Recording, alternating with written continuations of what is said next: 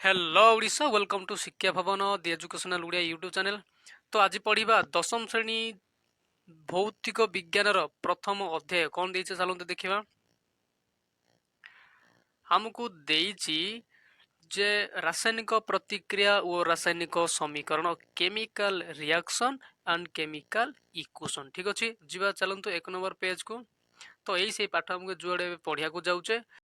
ए पाठ पढ़िले आमे जानिबा कि रासायनिक प्रक्रिया काहाकू कुआ जाय, प्रक्रिया बा प्रतिक्रिया एवं रासायनिक समण एवं काहाकू कुआ जाय, एटा काहेकि लेखिया आवश्यक, एटा केमिति लेखा जाय, न लेखिले कौन भूल भाल हबो, दुनिया कथा हमें पढ़िया। ठीक अछि, तो फास्ट आमे जानिबा ए रासायनिक प्रतिक्रियाटा कौन कि ना गोटे गोटे गोटे डेफिनेशन आको जानिबा। क्लियर कला पर ही आमे जागको बढ़िले पाठटा हमको सहज लागिबो। तो रासायनिक प्रतिक्रिया कौन ना, ए रासायनिक प्रतिक्रियाटा काहा काहा भितरे घटे कि नहीं। तो रासायनिक एटा होउची कौन ना किछि रसायन मानंकु नेकी हेछि, जाहाकु मन भाबंतु बा दुईटी रसायन भितरे हेउथिबा प्रतिक्रिया को हमें कौन कहबा ना रासायनिक प्रतिक्रिया कहबा। एवं रासायनिक समीकरण कौन ना, देखो मु भलसे कहबी बा रासायनिक को हमें कौन कहउछ इंग्लिश रे केमिकल बोली कहू। तो रासायनिक समीकरण का कहबा ना केमिकल मानक मध्य रे हेउथिबा रिएक्शन को जदि आमे सांकेतिक चिन्ह बा सिंबलिक रिप्रेजेंटेशन माध्यम जदि लेखिबा ताकू समीकरण बोली कहबा। कौन होउची जदि रासायनिक बा रसायन बा केमिकल मानकर संजोग को जदि आमे गोटे सिंबलिक रिप्रेजेंटेशन माध्यम जदि लेखिबा ताकू आमे कौन कहबा समीकरण कहबा। एवं जदि रासायनिक प्रतिक्रिया को जदि टोटाली ए रासायनिक केमिकल रिएक्शन को जदि आमे एमती सिंबलिक रिप्रेजेंटेशन माध्यम जदि लेखिबा ताकू आमे कौन कहबा ना रासायनिक समीकरण बा केमिकल इक्वेशन बोलिकी आमे कहबा। ठीक अछि, बुझा पड़िला बोधे। जदि बुझा पड़ला ने दिथर सुनिबे भल लागिबो, बुझा भी पड़ जिवो। तो मु पढ़िया आरंभ करिवि।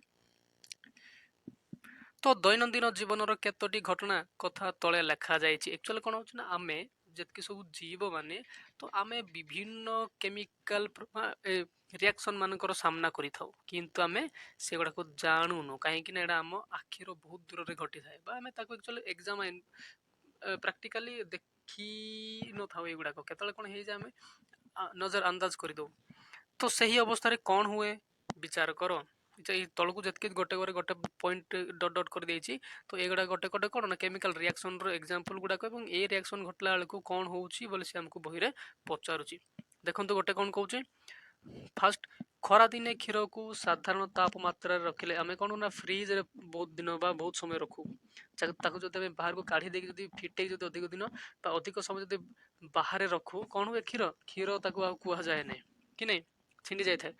तो नेक्स्ट माने एबे देखन से कौन हुए विचार करो। ठीक अछि, एवं लुहा तावा बा कड़ी जदकि लुहा जिनस जदि अधिक दिन बाहर पड़िकी रहिबे कौन हेबे।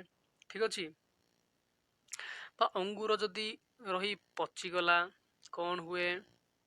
ठीक अछि, एवं जदि रंधा माने खाद्य रांधिला बेले खाद्य हजम हेला बेले को एवं आमे हमर निश्वास प्रश्वास प्रक्रिया चालू रखिला बेले को कौन हुए विचार करो। हो कि नहीं कौन हुए ना किछि रासायनिक प्रतिक्रिया चले, किंतु हमको सेटा कौन के कहबो कि तो देहर रासायनिक प्रतिक्रिया चले नाही, किंतु एटा कौन ना कंटिन्यूअसली चले हमर किछि एंजाइम मान को द्वारा। हमें एटा ए पाठ कोन ना पोषण रे लाइफ साइंस रे पढिछ नो कि तार तो देखन कौन कहउछि तळे पटे देखो टिके जीवा जे एटा क्षीर को जतले में साधारण तापमात्रा बा हमर एटमॉस्फेरिक टेम्परेचर रखि दो से क्षीर को क्षीर को जाय नै माने कोन तार ओरिजिनल स्थिति रु से आ गोटे स्थिति को कोन ना परिवर्तित होई सारी थाए कि नै। ठीक सेमती लुहा तावा कड़े कंटा ए गुडा कोन हमर लुहा जातीय जिंस को जदि हमें वायु रे अधिक दिन रखिबा कोन होय ना हमर सेडे कोन ना लुहा प्योर लुहा रे आ किछि मिन जिंस जाको हमें कलंकी बोले कहउचे से कलंकीटा थाए। ए कलंकी रहिबाटा एवं अंगूर पचिबाटा खाद्य रांधिला को जो टेम्परेचर बुदबुदु ए जो किछि सृष्टि हेबाटा एवं आम शरीर को गला पर खाद्य हजम हेबाटा हो कि नहीं आ आम श्वास प्रश्वास चलीबाटा कौन ना ये हूँ गोटे गोटे रासायनिक प्रतिक्रियार गोटे गोटे ज्वलंत उदाहरण गुड़ाक बुझेला कि सरला।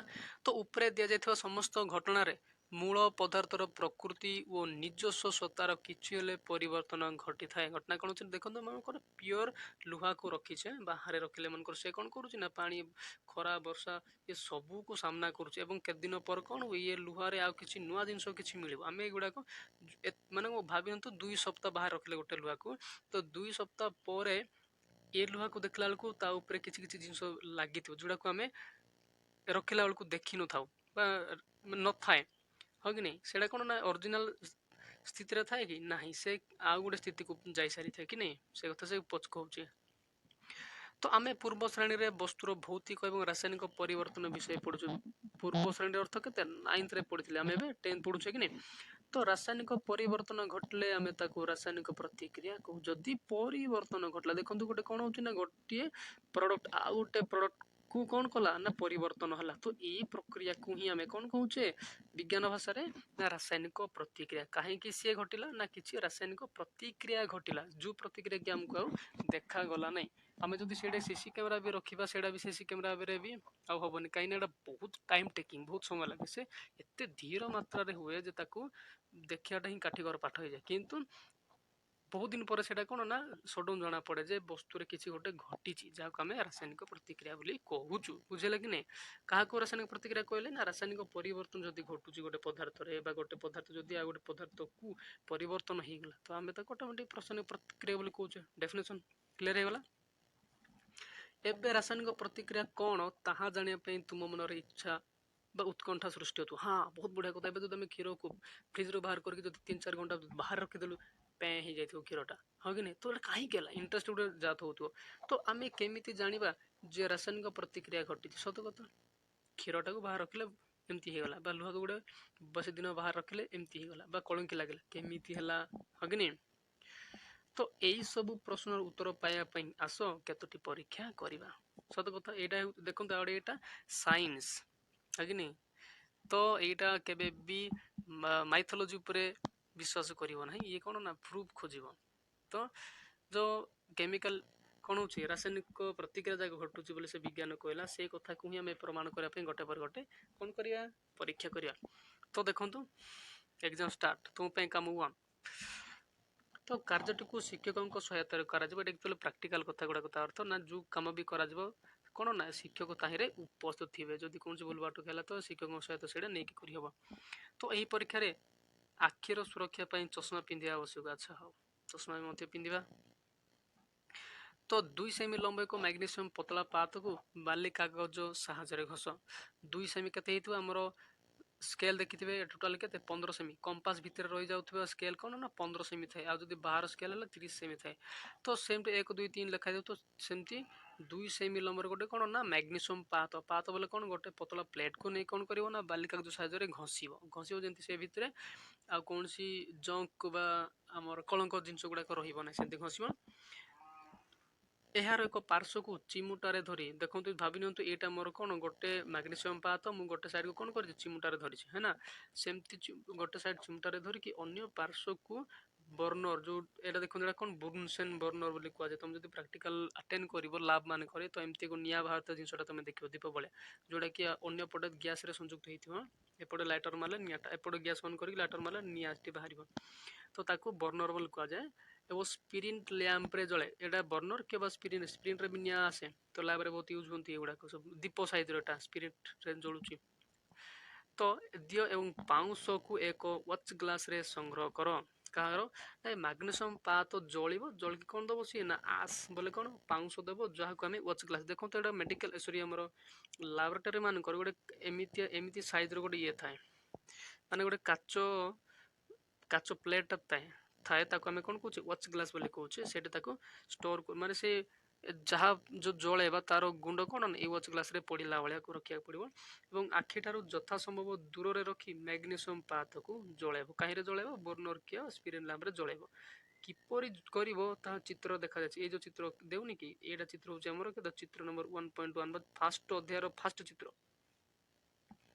କି ନାହିଁ? ଏଇଟା ସିଏ ଦେଖନ୍ତୁ, ଏଇଟା ମୁଁ ଚିମୁଟା ଧରା ହେଇଛି। ଚିମୁଟାର କ'ଣ ଏଟା? ମ୍ୟାଗ୍ନେସିୟମର ଆର ପଟର ଚିମୁଟାରେ ଧରିକି ଏଇଟା ଯୋଉ ଆମର ବର୍ଣ୍ଣର, ଏଇଟା ଯୋଉ ନିଆଁ ବାହାରିଛି, ନିଆଁରେ ତାକୁ ଜଳା ହଉଛି ଏବଂ ତାର ଯୋଉ ପାଉଁଶ ଅଛି ଏଇ ୱାଚ୍ ଗ୍ଲାସରେ ତାକୁ କ'ଣ କରାଯାଉଛି? ସଂଗ୍ରହ କରାଯାଉଛି, ହଁ କି ନାହିଁ? कौन जानिबा पई ना रासायनिक प्रतिक्रिया को जानिबा पई ठीक अछि। तो देखो ये कौन एक्चुअली एटा चित्र प्रैक्टिकल एटा किंतु प्रैक्टिकल तलपटे गोटे लिखा जाए लेबलिंग करिया पई जे वायु रे मैग्नीशियम पात प्रज्वलन एवं अच्छ ग्लास रे मैग्नीशियम ऑक्साइड संग्रह अच्छा मैग्नीशियम को जोड़ेले और मैग्नीशियम ऑक्साइड हमको मिलिला ए कथा हम तलपटे पढ़िया ठीक अछि। हम गतर आलोचना करिया डबल हे जिवो। तुमे कौन देखुच ए जो जतले मैग्नीशियम पात को हम स्पिरिट लैंप रे नले हमर कोन ना बुनसेन बन रे जळौचु कौन देखा जाउची। तुमे निश्चय देखुच जे मैग्नीशियम पातटी अति उज्जवल धला शिखा सहित जळुची सत कथा एवं ताहा धला चूर्ण रे परिणत होचे। हम अच्छी ग्लास रे कोन पहुचे ना किछि पाउंस धला कलर पडुची एही धला चूर्ण होची कोन ना मैग्नीशियम ऑक्साइड कोन पडुची मैग्नीशियम ऑक्साइड MgO जो के हम कहूची आमे जळेले कोन मैग्नीशियम पात हो कि नहीं किंतु हमको मिलिला कोन मैग्नीशियम ऑक्साइड हो कि नहीं इको मैग्नीशियम ऑक्साइड बोली कहा जाए। तो यही मैग्नीशियम एवं वायु रे थिबा ऑक्सीजन देखो कौन कहूची सी मध्य रासायनिक प्रतिक्रिया हेतु सृष्टि हुए कोटा सॉरी ये जो मैग्नीशियम ऑक्साइड कड़े गला हाँ ये मैग्नीशियम ऑक्साइड कहाँ कहाँ मध्य सृष्टि होउची ना से मैग्नीशियम जो आम पातक बा पतला प्लेट को नहीं थिले ये कौन ना बाहर थिबा ऑक्सीजन को नहीं कि हाँ कि नहीं रासायनिक प्रतिक्रिया कला एवं ई मैग्नीशियम ऑक्साइड टी सृष्टि हला जाको हमें उच्च ग्लास रे स्टोर करिचे एडा कोन ए जो पाउस है कि पाइचे हमें पाउस भाव रे सेटा केबे मध्य मैग्नीशियम नुहे कोन सेटा मैग्नीशियम ऑक्साइड ठीक अछि।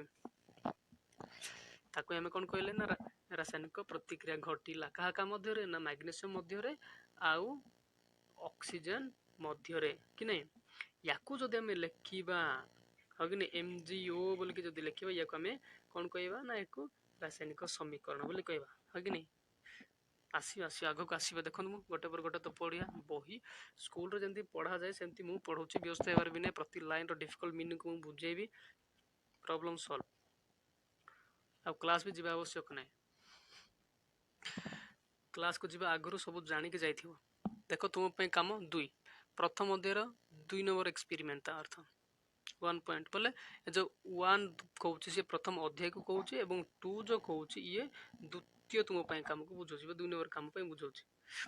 तो एक परीक्षा नल रे किछि लेड नाइट्रेट रो जलीय द्रवणनीय फर्स्ट हम Mg को मैग्नीशियम पात को नेथिले किंतु सेकंड रे गोटे जिंस को नेबा पई से कहूची कोन ना लेड नाइट्रेट रो जलीय द्रवणनीय शिक्षकों को सहायता करबो स्कूल रे तहिरे पोटासियम आयोडाइड रो जलीय द्रवण मिसाओ कौन लिखुछ बा कौन देखुछ एटा एक्चुअली से देइनी कौन हबो कौन नहीं कि नहीं खाली तुम काम कहूँ एटा एक्चुअली एते पढ़ी के टाइम वेस्ट करिया कथा भी नुह।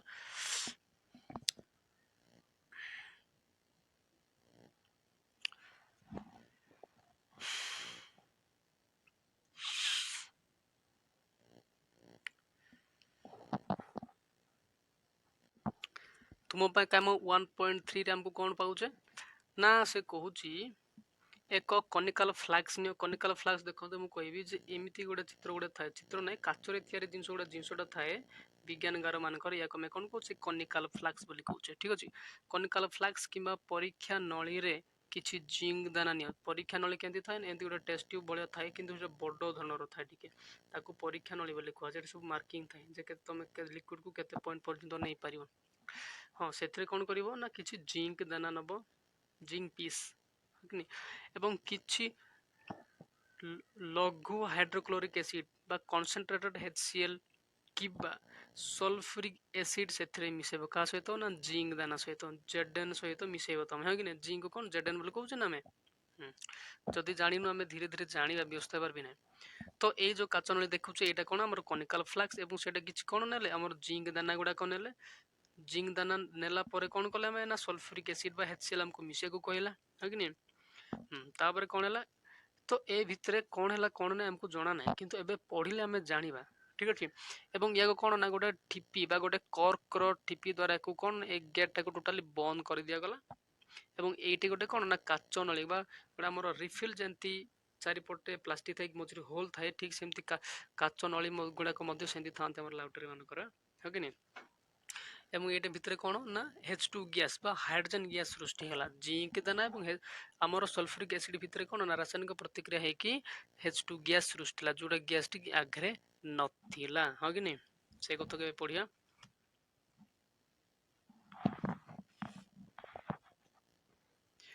ସାବଧାନ, एसिड को सावधान हो व्यवहार करंतु। को एसिड हम यूज करूचे, एटा सल्फ्यूरिक एसिड गोटे आ गोटे कोन ना लघु हाइड्रोक्लोरिक एसिड हम या घर पड़िले, ठीक अछि। हम देखौ नै कोन कहला, जिंक दानार चारि पाखरे कोन घटुची देखि पारुछो कि, जदि एक्सपेरिमेंट बेल को पाखरे थिबा तो निहाते देखिबा कोन घटुची, हगने। एवं कोनिकल फ्लैक्स किबा परीक्षा नली को स्पर्श करो, ताकू ए जो एक्सपेरिमेंट तमे करूथो से तलको टिके जस्ट ताकू छुईबो, गरम होतो है ना, कहना से मान को भितरे हमर कोन जिंक दाना एवं HCl सॉरी HCl के बा H2SO4 जो सल्फ्यूरिक एसिड मिसेले तो एमान को भितरे किछि रासायनिक प्रतिक्रिया फलरे कोन ना किछि ताप उत्पन्न होतुवार तमे अनुभव करिवो से परीक्षा बा हमर जो कोनिकल फ्लैक्स को छुईला परे, ठीक अछि।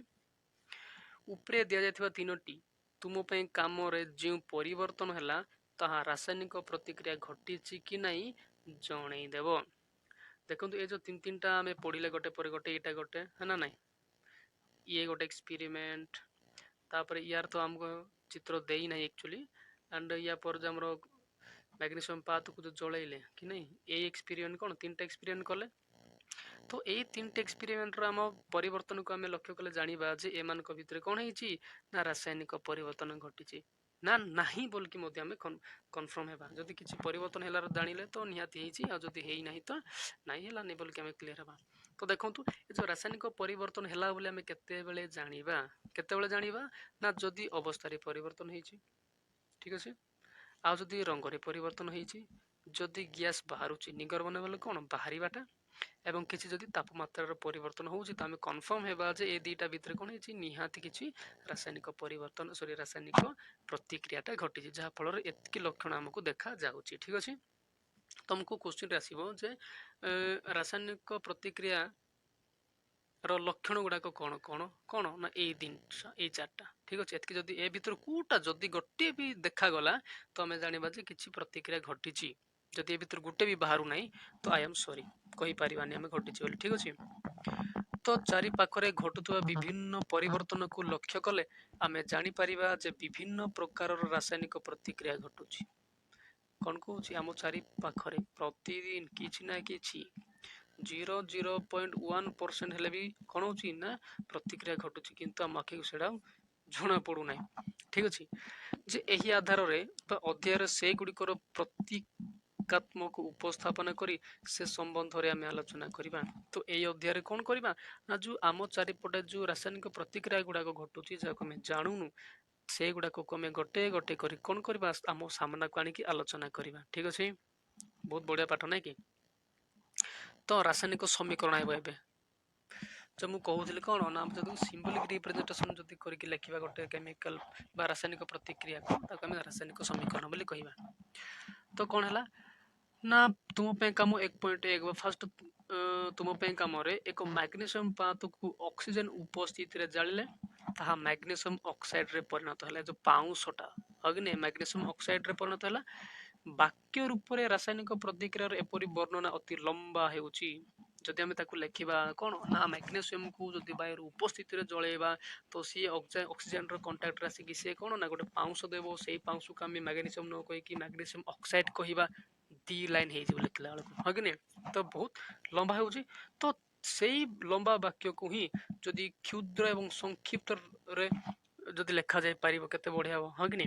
तो एहा करिया पय सबठारु सहज उपाय हेउची रासायनिक प्रतिक्रिया को शब्द समीकरण रे लेखिबा, जाहा को कोन कहउथली ना सिंबॉलिक रिप्रेजेंटेशन बा सांकेतिक चिन्ह रूप रे लेखिबाटा को हगने ताको हम कोन कहिबा रासायनिक समीकरण बोली कहिबा। तो उपरोक्त रासायनिक प्रतिक्रिया शब्द समीकरण देखंतु जो मैग्नीशियम पात को बायर एबा ऑक्सीजन रे उपस्थिति रे जळेले कोन हला देखंतु से कथा ही से कहउची मैग्नीशियम जळेले ऑक्सीजन सहित नो कि ऑक्सीजन रो कांटेक्ट रछि कि जळेला कोन देला ना मैग्नीशियम ऑक्साइड देला हगनी। एडा कोन हमरो शब्द समीकरण हे गला, एटा ताकू जदि हमें कोन करिवा ना जदि ना एटा एक्चुअल हमरो हां से आका ताकू जदि हमें कोन करिवा ना गोटे शॉर्टकट जदि लेखिया कोन होछ देखंतु ରାସାୟନିକ ସମୀକରଣ ଫାଷ୍ଟର ନାଇଁ କି ତ ମ୍ୟାଗ୍ନେସିୟମ ଓ ଅକ୍ସିଜେନର ସାଙ୍କେତିକ ପରିବର୍ତ୍ତନ ଘଟିଛି ନିହାତି। ତ ସେଗୁଡ଼ିକ ହେଉଛି କ'ଣ ନା ପ୍ରତିକାରକ ଏବଂ ପ୍ରତିକାରକ କୋଉ ମାନେ ନା ଯୋଉ ମାନଙ୍କ ମଧ୍ୟରେ ପ୍ରତିକ୍ରିୟାଟା ଘଟିଲା ବା ପ୍ରତିକ୍ରିୟା ଯୋଉ ମାନଙ୍କ ମଧ୍ୟରେ ଘଟିଲା ସେମାନଙ୍କୁ ପ୍ରତିକାରକ କୁହାଯାଏ ଏବଂ ପ୍ରତିକାରକ ଘଟିଲା ପରେ ଯୋଉ ଜିନିଷଟା ବା ଯୋଉ ଉତ୍ପାଦ ଦେଲେ ତାକୁ ଆମେ କ'ଣ କହୁଛେ ଉତ୍ପାଦ ବୋଲିକିନା କହୁଛେ। ସେମାନେ କ'ଣ ନା ଆମର ରାଇଟ୍ ସାଇଡ୍ ରହିବେ। ଏ ବିଷୟ ବି ଆମେ ଭଲସେ ପଢିବା ଆକ୍ଚୁଆଲି। ମ୍ୟାଗ୍ନେସିୟମ ଅକ୍ସାଇଡ ଯେଉଁ ନୂତନ ପଦାର୍ଥ ରୂପେ ଉତ୍ପନ୍ନ ହୋଇଛି ସେଇ ହେଉଛି ଉତ୍ପାଦ। ଏ ଭିତରେ କ'ଣ ଆମର ଇଏ ମ୍ୟାଗ୍ନେସିୟମ ଅକ୍ସାଇଡଟା ଉତ୍ପାଦ ଆଉ ମ୍ୟାଗ୍ନେସିୟମ ଆଉ ଅକ୍ସିଜେନ ହେଉଛନ୍ତି କ'ଣ ପ୍ରତିକାରକ। କମ ସେ କମ ଗୋଟେ ପ୍ରତିକାରକରେ ପ୍ରତିକ୍ରିୟା କେବେ ହବନି। କମ ସେ କମ ଦୁଇଟି ପ୍ରତିକାରକ ଆବଶ୍ୟକ ଗୋଟେ ପ୍ରତିକ୍ରିୟା ହେବା ପାଇଁ ଏବଂ এই ଦୁଇଟାକୁ ଆମେ ପ୍ରତିକାରକ ବୋଲି କହିବା। ଠିକ ଅଛି ନା। ଶବ୍ଦ ସମୀକରଣରେ ପ୍ରତିକାରକ ଗୁଡ଼ିକ ବାମ ପାର୍ଶ୍ୱରେ ରହିଲେ ନା ନାହିଁ ଏମାନେ କୋଉଠୁ ଆମେ ଜାଣିବା ନା ଏଇ ଯୋଉ ତୀର ଚିହ୍ନ ବାଲା ଅଛି ଏଇ ତୀର ଚିହ୍ନଠୁ ଏପଟକୁ ଆମେ କ'ଣ କହିବା ଏଇଟା ହଉଛନ୍ତି ଆମର ବାମ ପାର୍ଶ୍ୱ ଏବଂ ଏପଟକୁ କହିବା ଆମେ କ'ଣ ଏଇଟା ହଉଛନ୍ତି ଆମର ଡାହାଣ ପାର୍ଶ୍ୱ। ଠିକ ଅଛି। ଏହାକୁ ଆମେ କ'ଣ କହିବା ନା ଲେଫ୍ଟ ହ୍ୟାଣ୍ଡ ସାଇଡ ଯୋଉ ମ୍ୟାଥରେ ଆମେ ଜାଣିବା ହଁ କି ଆଉ ଏଇଟା କ'ଣ କହିବା ରାଇଟ ହ୍ୟାଣ୍ଡ ସାଇଡ। ଏଇଟା ସବୁ ଗୋଟେ ଡଟ୍ ରହିବ ଆକ୍ଚୁଆଲି।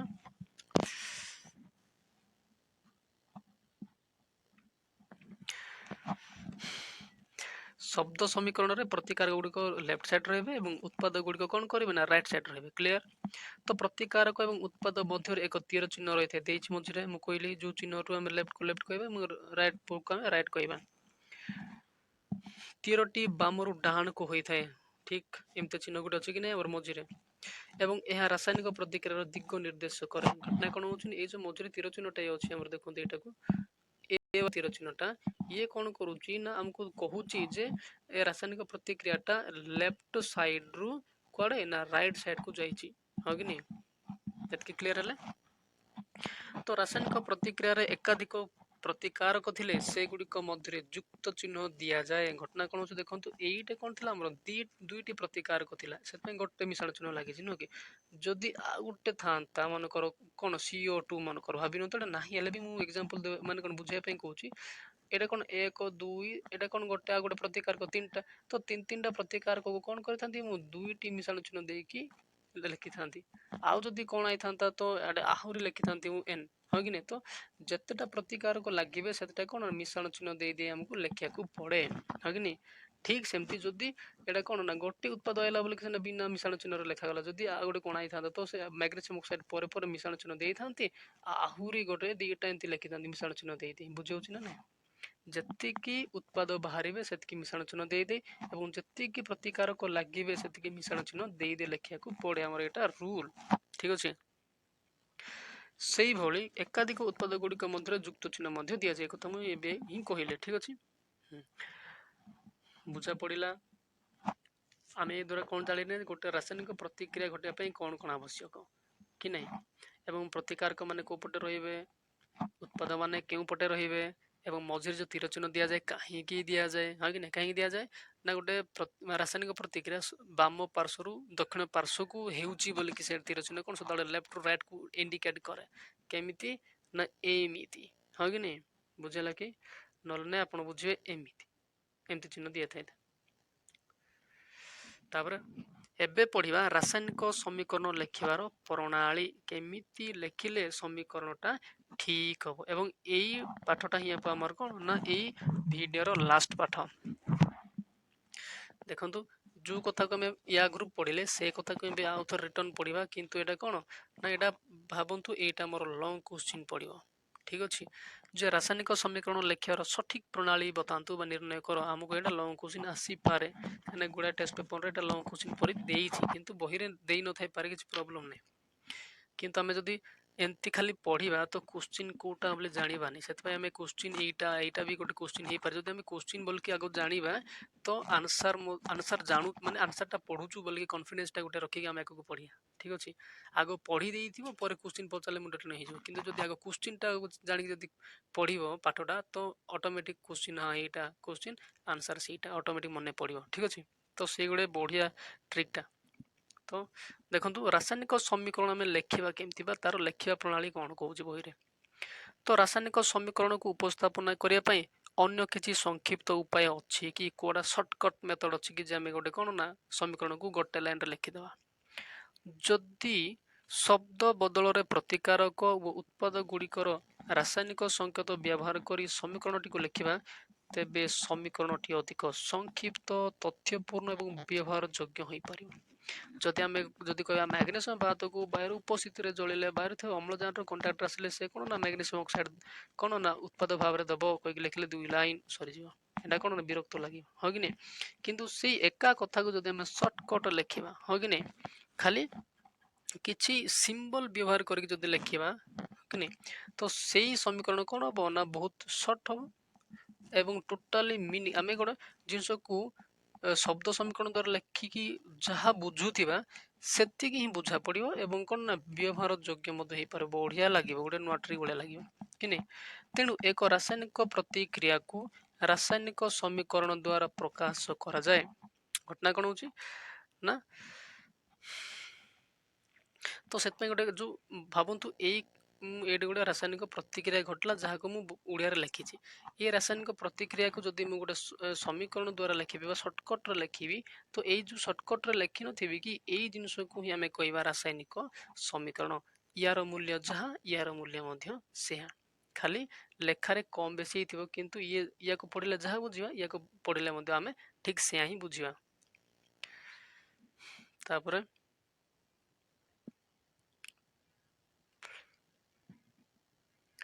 तेणु एक रासायनिक प्रतिक्रिया को रासायनिक समीकरण द्वारा प्रकाश करते सत कथा वायु उपस्थित मैग्नेशियम पातर प्रज्वलन प्रक्रिया को मन पकाओ आमर परीक्षा कौन 1.1 तुम कम 1.1 नुह कि यही प्रतिक्रियार शब्द समीकरण को प्रतीक और संकेत व्यवहार कर समीकरण 1.2 लिखा जा पार। घटना कौन हो ना देखो आमर कौन ये कौन कह देखो आमर लिखिदे कौन ना मैग्नेशियम अम्लजान तापर कौन मैग्नेशियम ऑक्साइड हाँ कि नहीं एतिकी जिनस लिखा बदल आम एतिकी लिखिले हाँ कि नहीं। भावी नियंतु मु लिखि था मैग्नेशियम एतके लंबाई था ताकू जदि मु लिखी mg केते सर्ट सरीगला मिश्रण देता लिखते अम्लजान हाँ कि नहीं ता बदल लिखली मु कौन O2 केते सर्ट एवं मैग्नेशियम ऑक्साइड लिखा बदल मु कौन लिखली MgO लिखली हाँ कि नहीं केते सर्टकट है कि नहीं से कथा ही से कहूँ आजिकल दुनिया रे बहुत सर्टकट ट्रिक गुड़ाक कड़ा होची हाँ कि नहीं आगे बड़ बड़ कंप्यूटर थिला एबे छोट छोट कंप्यूटर आसिलानी जहाँ मोबाइल बोली आम कही पार्छ कि नहीं सेमती बड़ समीकरण को आम शब्द समीकरण कले कौन ताकू छोट करने को भी चेष्टा करछे। तो तीर चिन्हर बाम पार्श्व दैट मीन्स एटा एगुड़ाक तीर चिन्ह अच्छी तीर चिन्ह बाम पार्श्व और दक्षिण पार्श्वर प्रत्येक मौलिक परमाणु संख्या अलग अलग गणना कर एवं तुलना कर। घटना कौन हो आमर समीकरण लेखार प्रणाली कौन हो ना फास्ट खाली ये एक्चुअली लिखिदे ठीक अच्छे किंतु ये कौन आम बैलेंस है बैलेंस होगा कथा भी पर आसब से कौन कौन ना आमर बाम पार्श्वर थिबार एवं दक्षिण पार्श्वर थिबार जो मौलिक माने अच्छी मौलिक मानकर परमाणु मान को गणना कर है कि देखो mg गोटे मौलिक ऑक्सीजन गोटे मौलिक आम मौलिक क्या कहवा बोधे या पाठ या पर आस ठीक अच्छे मौलिक मान को गणना कर एवं कंपेयर कर मन कर एपट के एपटे 2 1 3 अच्छी एपट के अच्छी 2 अच्छी नहीं कि तो तो 2टा अच्छी तो गोटे अभाव अच्छी कि नहीं एडे mg गोटे O2 देखुं कि नहीं O2 2टा ओ 2टा mg गोटे 3टा और एपटे mg गोटे ओ गोटे केतटा 2टा तो एपटे कौन ना गोटे लॉस हो गोटे कम पड़ी तो तुलना कले एवं प्रत्येक मौलिकर परमाणु एवं संख्या तार तीर चिन्ह उभय पार्श्वर सामान अच्छी कि एपटे जेतिक अच्छे एपटे सेतिक अच्छी कि ना एपटे गोटे कम अच्छी कोपटे राइट साइड तो जदि समान नाही तेबे समीकरणटी असमतुल। अच्छा एबे हम कहतु जे ए जो समीकरणटा समतुल अच्छी कि नाही कहीं कि नहीं कहीं कि ना एपटर कौन ना परमाणु संख्या समान नहीं एपटे 3टा अच्छी एपटे केतला 2टा अच्छी तो परमाणु समान नहीं बा एटा कौन ना ठीक से जो रासायनिक समीकरण रे मौलिक हाँ कि नहीं मौलिक मानकर परमाणु संख्या समान नहीं ताको में कौन कहवा ना असमतुल समीकरण ଅନବାଲାନ୍ସଡ କେମିକାଲ ଇକ୍ୱେସନ ବୋଲିକିନା କହିବା ବୁଝାଉଛି କି କାରଣ ଉଭୟ ପାର୍ଶ୍ୱର ବସ୍ତୁ ତ ସମାନ ନାହିଁ ତ ଏହା କେବଳ ପ୍ରତିକାରକ ଏବଂ ଉତ୍ପାଦର ସୂଚନା ଦେଉଥିବାରୁ ସମୀକରଣଟିକୁ ରାସାୟନିକ ପ୍ରତିକ୍ରିୟା ପାଇଁ ସୂଚକ ରାସାୟନିକ ସମୀକରଣ କୁହାଯାଏ। ଘଟଣା କ'ଣ ହେଉଛି ଏଇଟା କ'ଣ ନା ଏଇଟା ତ ବାଲାନ୍ସଡ କେମିକାଲ ଇକ୍ୱେସନ ନୁହଁ କିନ୍ତୁ ଏଇଟା କ'ଣ ଜଷ୍ଟ ଖାଲି ରାସାୟନିକ ପ୍ରତିକ୍ରିୟାକୁ ବୁଝେଇବା ପାଇଁ ଯେହେତୁ ଲେଖାଯାଇଛି ତ ତାକୁ ଦେଖନ୍ତୁ ଏଇଟା 1 ମାର୍କ ଆସିବ ଦ ସ୍କେଲିଟାଲ କେମିକାଲ ଇକ୍ୱେସନ ବା ସୂଚକୀୟ ରାସାୟନିକ ସମୀକରଣ କୁହାଯାଏ। କ୍ଲିୟର ତ ଏକ ସୂଚକ ରାସାୟନିକ ସମୀକରଣ ଅଟେ ତ କୋଉଟା 1.2 ବା ଏଇଟା ଗୋଟେ କ'ଣ ନା ସୂଚକୀୟ ରାସାୟନିକ ସମୀକରଣ ବୁଝିହେଲା କି ବହୁତ ବଢିଆ ବୁଝିହେଲା। ତାପରେ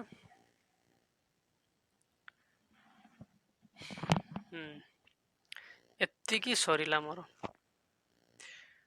एक्चुअल ए टेबुलटा आमर या पाठ ପାଇଁ ଆସିବ ସମତୁଲ ରାସାୟନିକ ସମୀକରଣ ତ ସମତୁଲ ରାସାୟନିକ ସମୀକରଣ କେମିତି କରି ଏବେ କ'ଣ ପଢିଲେ ଆମେ ନା ଖାଲି ଜଷ୍ଟ ସୂଚକୀୟ ରାସାୟନିକ ସମୀକରଣ ଖାଲି ସମୀକରଣକୁ କେମିତି ଲେଖାଯାଏ ତାକୁ ଖାଲି ଜଷ୍ଟ ବୁଝେଇବା ପାଇଁ ବା ତାକୁ ଜାଣିବା ପାଇଁ ଖାଲି ଆମେ ଲେଖିଲେ କିନ୍ତୁ ସେଇଟା କ'ଣ ସମତୁଲ ନଥିଲା ଆମର କି ନେ ତ ଗୋଟେ ରାସାୟନିକ ସମୀକରଣକୁ କେଉଁ କେଉଁ ଉପାୟ ମାଧ୍ୟମରେ ଆମେ ସମତୁଲ କରିପାରିବା ଯୋଉ କ'ଣ ଲେଖିଲେ ସେ କେମିକାଲ ଇକ୍ୱେସନଟା ବାଲାନ୍ସ ହେଲା ବୋଲିକି ଜାଣିବା କେତେବେଳେ ଜାଣିବା ନା ଯେତେବେଳେ ବାମ ପାର୍ଶ୍ୱରେ ଥିବା ପ୍ରତିକାରକ ଏବଂ ଦକ୍ଷିଣ ପାର୍ଶ୍ୱରେ ଥିବା ଉତ୍ପାଦ ମାନଙ୍କର ମୌଳିକ ମାନଙ୍କର ପରମାଣୁ ଯଦି ସମାନ ହେବେ ହଁ କି ନି ତେବେ ଯାଇ ସେଟା କ'ଣ ନା ବାଲାନ୍ସଡ କେମିକାଲ ଇକ୍ୱେସନ ହେଲା ବୋଲି ଆମେ ଜାଣିବା। ତ ଏ ଭିଡ଼ିଓକୁ ମୁଁ ଆଜି ଏତିକି ସାରୁଛି ଯଦି ଭଲ ଲାଗୁଛି ଗୋଟେ ନିହାତି ଲାଇକ୍ କରିଦେବେ ଆଉ ଯଦି ମୋ ଚ୍ୟାନେଲରେ ନୂଆ ଅଛନ୍ତି ତ ସବସ୍କ୍ରାଇବ ବି କରିଦେବେ। Thank you so much.